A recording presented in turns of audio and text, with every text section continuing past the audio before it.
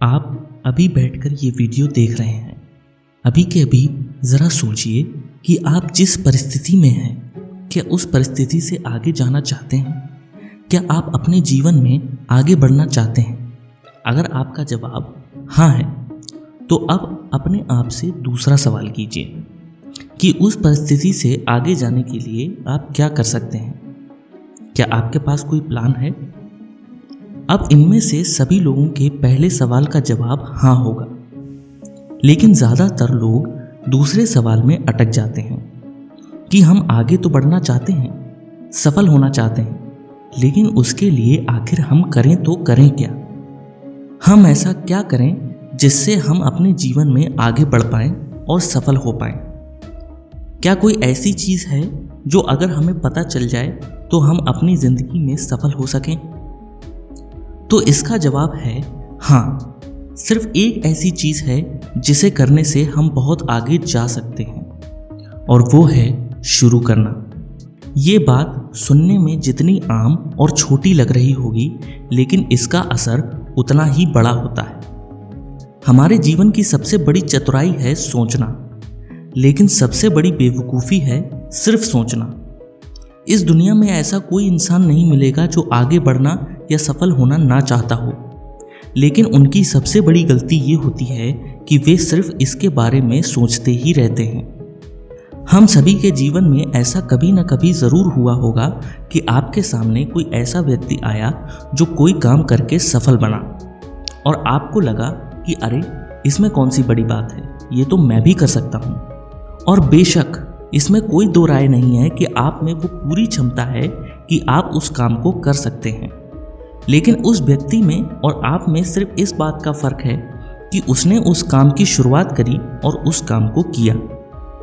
लेकिन यहाँ एक सवाल उठता है कि क्या सिर्फ शुरुआत करने से मैं सफल बन जाऊँगा? क्या मुझे और कोई चीज़ करने की ज़रूरत नहीं?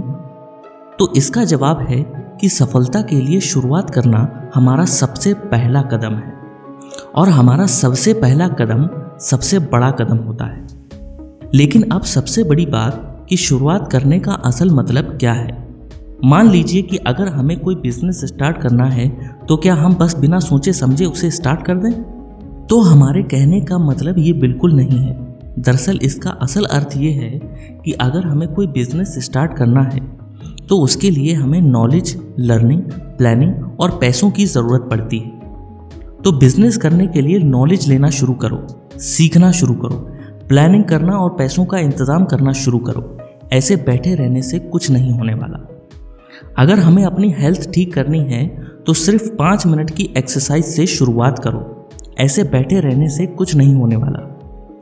अगर हमें कोई स्किल सीखनी है, तो उसे सीखने के लिए अच्छी क्लासेस या कोई कोर्स ढूंढना स्टार्ट करो जो आपको वो स्किल सिखा सके।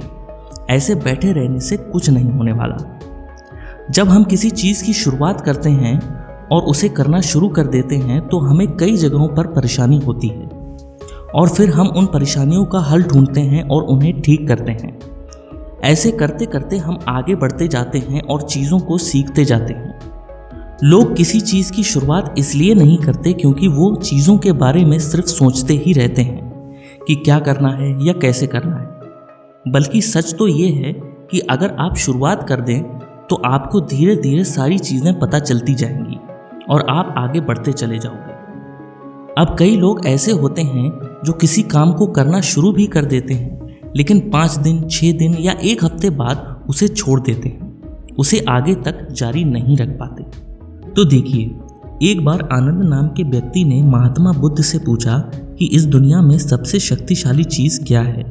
तो भगवान बुद्ध ने कहा कि पत्थर सबसे कठोर और शक्तिशाली दिखता है, लेकिन हथौड़ा पत्थर के टुकड़े टुकड़े कर देता है। इसलिए लोहा पत्थर से ज़्यादा शक्तिशाली है।